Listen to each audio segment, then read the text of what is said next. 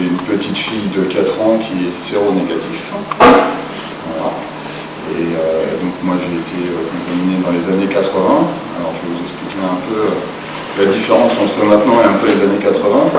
Donc dans les années 80, il faut savoir que les gens qui sont positifs étaient un peu considérés comme à l'époque des rois, c'est-à-dire qu'à l'époque des rois, il y avait ce qu'on appelait les gens qui avaient la peste, donc on laissait de côté. Les gens qui étaient séropositifs, à cette époque-là, c'était exactement pas. C'est-à-dire qu'il n'y avait aucune acceptation au niveau de la société, on se cachait vis-à-vis de nos patrons, voilà, pour ceux qui travaillaient.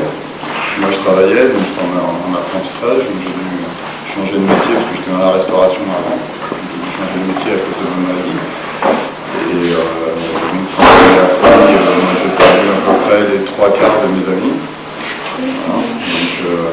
Donc en gros, voilà à peu près un peu ce que j'ai vécu à l'époque. Donc en même temps ça m'a pas trop dérangé parce que si on tourne les dos, c'est que ça ne devait pas être des vrais amis, parce que je pense qu'on est capable d'accepter ses amis tels qu'ils sont malgré leurs différences. Les gens se sont dit, bah, il y a des traitements, c'est bon, on peut guérir et tout. Alors je vais vous dire tout de suite, c'est clair et net, c'est qu'on ne guérit pas. Il n'y a aucun moyen à l'heure actuelle de guérir de la sérologie ni du sida. Le seul moyen de se protéger, c'est le préservatif. Voilà.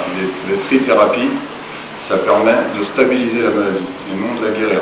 C'est-à-dire que ça permet à la maladie de ne pas évoluer et de ne pas devenir au cap du sida. En fait, c'est la différence entre le sida et la sérologie. C'est que la sérologie, on a la maladie, mais la maladie ne se développe pas. Que le sida, c'est que la maladie est déjà développée.